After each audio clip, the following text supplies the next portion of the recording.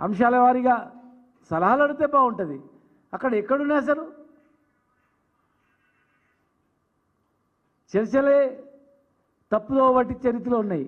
Hostel సరిగా నిర్వహణ లేదు, 2 లక్షల ఉద్యోగాల ఊసు లేదు, ఇచ్చిన హామీలు నెరవేరట్లేదు, 14 లక్షలు ఇస్తున్నటువంటి రైతు బంధు రైతు భరోసా కథలే లేదు. ప్రతి అవ్వ 4000 పెన్షన్ ఎప్పుడైనా చూస్తుంది, ఆమెకి ఇచ్చే భరోసా లేదు. వికలాంగులకు భరోసా లేదు, పెంచుతామని పెంచలేదు. ప్రతి మహిళకు 2,500 అన్నారు. ఎన్నో హామీలు 420 హామీలు ఇచ్చి 420 హామీలో అన్ని నెరవేర్చామని చెప్తున్నారు. గవర్నర్ గారి ప్రసంగంలో రుణమాఫీ మొత్తమైందని చెప్తున్నారు. ఏ ఒక్క ఊరికన్నా వెళ్తాం, ఏ ఒక్క ఊర్లో ఈ తెలంగాణ రాష్ట్రంలో ఏ ఒక్క ఊర్లో మా ఊర్లో 100% ఒక్క ఊర్లో 100% రుణమాఫీ అయిందని చెప్పమని చెప్పండి.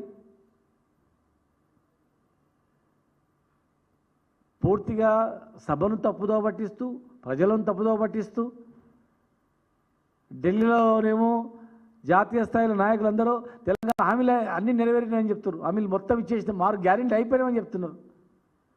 ఏ గ్యారెంటీ అయింది? రిటైర్డ్ అయిన ఉద్యోగులు దాదాపు 10,000 మంది ఉద్యోగులు వాళ్ళు కూడబెట్టిన డబ్బులు వాళ్ళకి ఇవ్వకుండా పడిగాపులు కాస్తున్నారు. సర్పంచుల బిల్లులు రాక సర్పంచులందరూ కూడా ఆత్మహత్యలు చేసుకోవడానికి సిద్ధమవుతున్నారు. హైదరాబాద్లో బిల్డర్లు ఆత్మహత్యలు చేసుకుంటున్నారు. పేదవాళ్ళు పస్తులు ఉంటున్నారు, ఉపవాసాలు ఉంటున్నారు.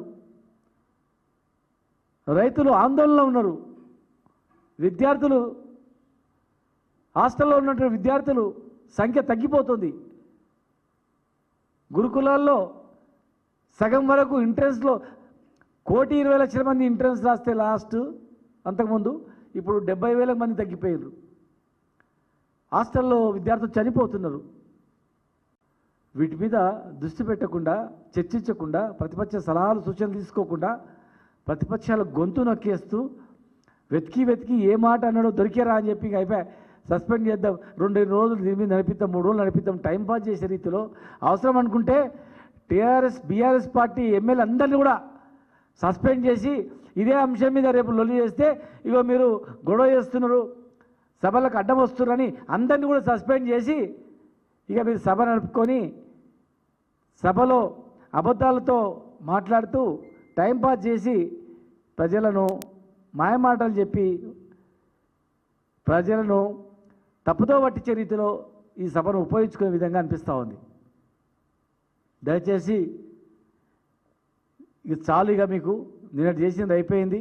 ఇమ్మీడియట్గా సస్పెన్షన్ ఎత్తేసి ప్రజా సమస్యల మీద చర్చించండి, మీరు ఇచ్చిన గ్యారెంటీల మీద చర్చించండి. మరి గవర్నర్ ప్రసంగంలో అన్ని హామీలు నెరవేర్చినామన్న దానిపైన కూడా మీరు చర్చించండి, ప్రజాభిప్రాయం తీసుకోండి. మేము తప్పనుకుంటే అసెంబ్లీ సమావేశాలు అయిపోయిన తర్వాత 1 వారం రోజులు మీరు గ్రామాల వారీగా పర్యటించండి. మీరు హామీలు నెరవేర్చినవి, మీరు చెప్పినవి అన్నీ నెరవేర్చినవని చెప్పినటువన్నీ అవుతున్నాయా? ప్రభుత్వం నడపాల్సిన వాళ్ళు ఏదైనా అప్పు చేస్తూ పప్పు చేసి నడపాలా? ప్రతి రాష్ట్రానికి అప్పు ఉంటుంది. అమెరికా లాంటి దేశానికి అప్పు ఉంటుంది. అప్పు లేని దేశమే లేదు ప్రపంచంలో. మేము అప్పును పెట్టుబడిగా అనుకున్నాం, అప్పు అనుకోలే.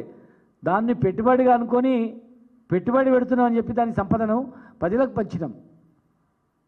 రైతు బంధు ద్వారా పంచినాం, దళిత బంధు ద్వారా పంచినాం, పెన్షన్ల ద్వారా పంచినాం.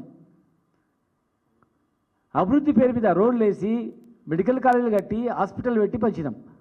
ఇలా హాస్పిటళ్ళల్లో మందులు లేవు, హాస్పిటళ్ళు అనారోగ్యంగా పాలవుతున్నాయి. ఎన్నో సమస్యలు ఉన్నాయి. తెలంగాణ ప్రజానీకం పుట్టెడు దుఃఖంతో, తెలంగాణ ప్రజానీకం పుట్టెడు దుఃఖంతో తెలంగాణ రైతాంగం ఇలా కొట్టుబెట్టాడుతూ ఉంది. దాని మీద నుంచి బయటపడడానికి అధికార పార్టీ ప్రభుత్వము ప్రతిపక్షాలు అడగాలి, ఏం చేద్దాం, ఎట్లా చేద్దామని అడగాల.